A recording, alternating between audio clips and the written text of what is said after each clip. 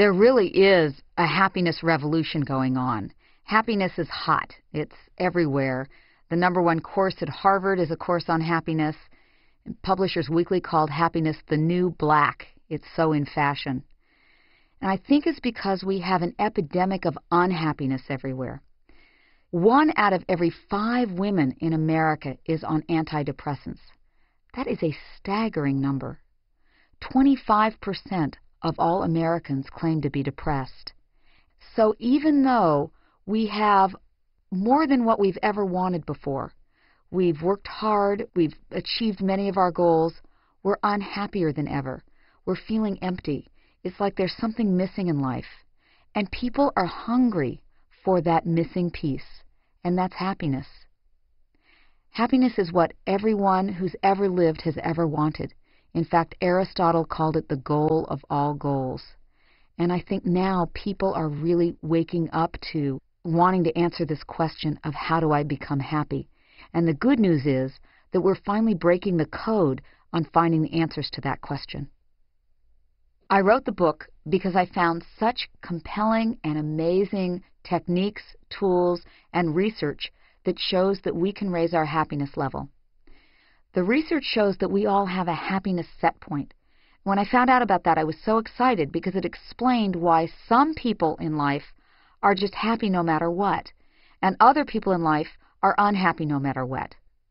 Our happiness set points are like a thermostat that we keep coming back to the same basic happiness level. And our set point is 50% genetic and 50% learned. So we can actually learn to raise our happiness set point in the same way that we'd raise a thermometer to get warmer in a room. So when I found that out, I thought, this is fabulous. You know, people aren't doomed to just the same level of happiness that they were born with, that we can raise our happiness set points. And when I found that out, I said, this is it. I have got to share this information with the world. Most people are searching for happiness. They're trying to find it. They're pursuing it. You know, the old Thomas Jefferson line about we have the right to life, liberty, and the pursuit of happiness. So we go about chasing after happiness, thinking if I just get the right career, if I just get the right spouse, if I just get the right car, then I'll be happy. But it doesn't work. That's what I call happy for good reason.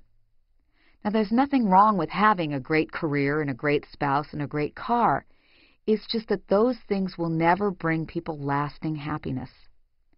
So what I'm talking about is a state beyond happy for good reason. I'm talking about a state of happy for no reason, which means that no matter what's going on in your life, you still carry within you an inner state of peace, joy, and well-being. For many years, I studied success.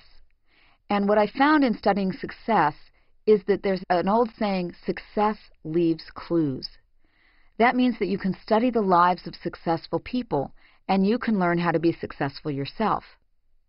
Well, the same is true of happiness. Happiness leaves clues. So all you need to do is study the lives of unconditionally happy people, and you'll find out that they do things differently than unhappy people. So that's what I did. I set out to interview, which is what I did, 100 unconditionally happy people. I call them my happy 100.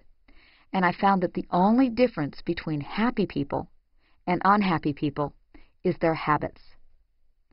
And interestingly enough, I learned that that phrase, the pursuit of happiness, Thomas Jefferson wasn't meaning to chase after happiness. Pursuit back in his day meant to practice. So he was saying that we have the right to life, liberty, and the practice of happiness. So if people will just practice the habits of happy people, they will raise their happiness set point, and they, too, can become happy for no reason.